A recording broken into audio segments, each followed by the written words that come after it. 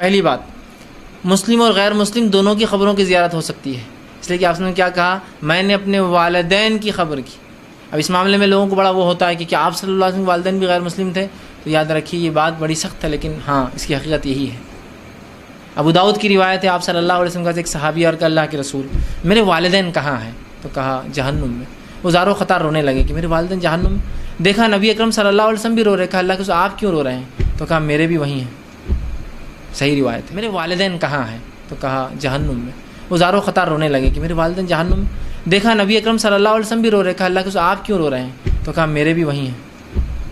صحیح روایت۔ اپنے آبا و اجداد کو دیکھ لے۔ ایک گستاخ نے کہا آقا کے والدین ایمان والے نہیں، الیاذ باللہ۔ ہاں، مجھے مدینہ المنورہ میں اسی بنیاد پر گرفتار کیا گیا تھا۔ مدینہ المنورہ کے ایک جیل میں کہا گیا لکھ کر دو، سائن کرو پھر تمہیں جیل سے آزاد کیا جائے گا۔ الیاذ باللہ کاغذ پر لکھا ہوا کیا تھا؟ سیدہ آمینہ کو الیاذ باللہ غیر مسلم لکھا ہوا تھا۔ میں نے کہا نہیں۔ میں نے کہا کیا کر لو گے؟ کہا پھانسی دیں گے۔ میں نے کہا ہم رقص کرتے ہوئے سولی چڑھ جائیں گے۔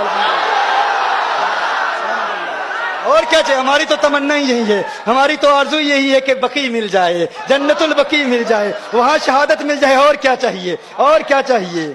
ہاں، میں نے کہا قتل طیبہ میں ہم کو کرو گے، رقص کرتے ہم سولی چڑھیں گے، اس سے بڑھ کے کیا اعزاز ہوگا کہ بقی میں سویا کریں گے۔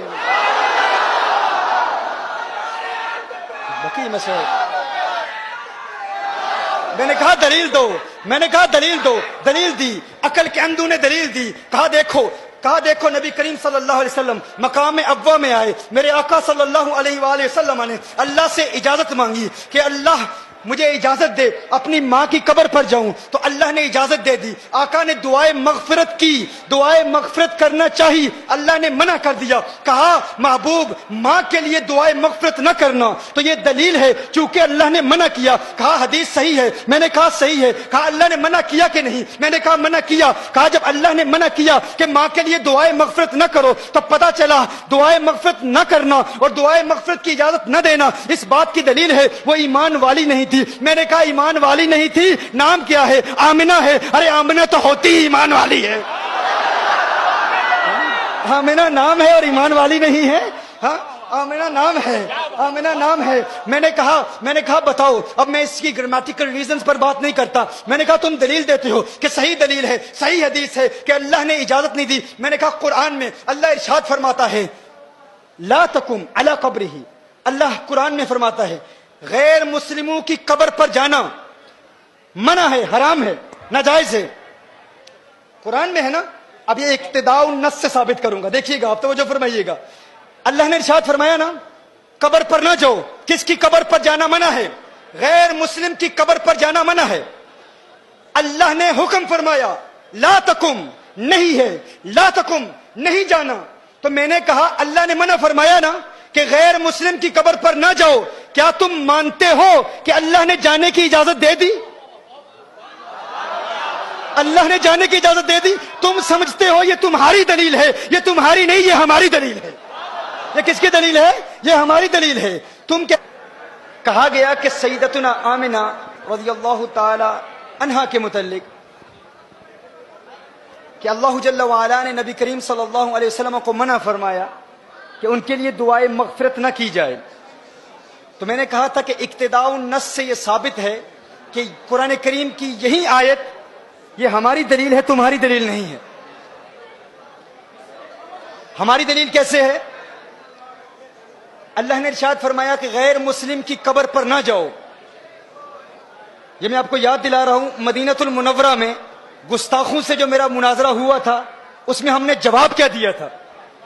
انہوں نے کہا کہ اللہ نے دعائے مغفرت کی اجازت نہیں دی۔ تو دعائے مغفرت کی اجازت اس لیے نہیں دی کہ الیاذ باللہ سیدہ مؤمنہ نہیں تھی۔ تو میں نے کہا کیا قبر پر جانے کی اجازت دی کہ نہیں؟ کہا دی۔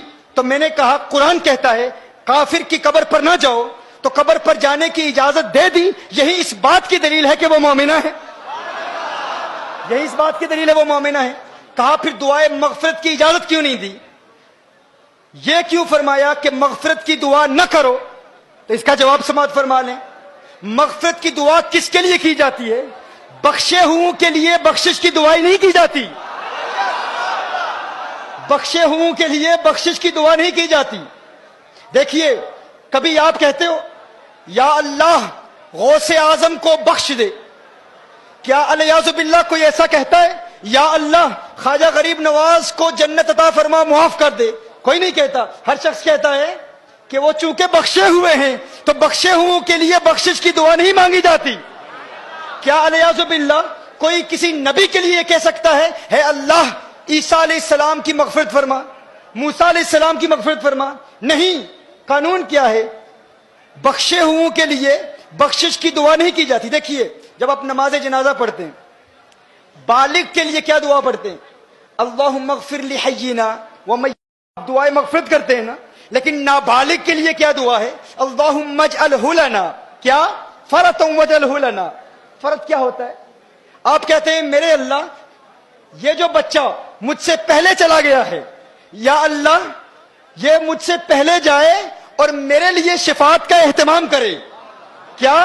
چونکہ بچہ بخشا ہوا ہے تو بخشے ہوئے کے لیے بخشش کی دعا نہیں کی جاتی. بخشے ہوئے کے لیے کہا جاتا ہے یا اللہ یہ مجھ سے پہلے جا رہا ہے، آخرت میں میرے لیے شفاعت کا اہتمام کرے، میری بخشش کا وسیلہ بنے. تو کہا تم کہتے ہو کہ حضور نے اپنی ماں کے لیے مغفرت کی دعا نہیں مانگی، اللہ نے اجازت نہیں دی. ارے اس بات پر غور کرو، مغفرت کی دعا اس کے لیے مانگی جاتی ہے جس کے لیے مغفرت نہ ہونے کا امکان ہو. ارے وہ تو پہلے سے ہی بخشی ہوئی ہے، ان کے لیے یہ دعا نہیں کی جاتی کہ ماں کے لیے مغفرت کی دعا مانگو. میں کہتا ہوں یونس علیہ السلام ایک مچھلی کے پیٹ میں رہے، اس مچھلی کے پیٹ میں رہنے کی وجہ سے یونس علیہ السلام کو اتنا بلند و بالا اور اعلیٰ مقام ملا. تو گویا کہ اللہ ارشاد فرما رہا ہے جس مچھلی میں ایک نبی رہے اس کو وہ مقام ملتا ہے. ارے جس ماں کی پیٹ میں آمنہ کا لال ہے وہ ماں مغفرت کی محتاج نہیں ہوتی،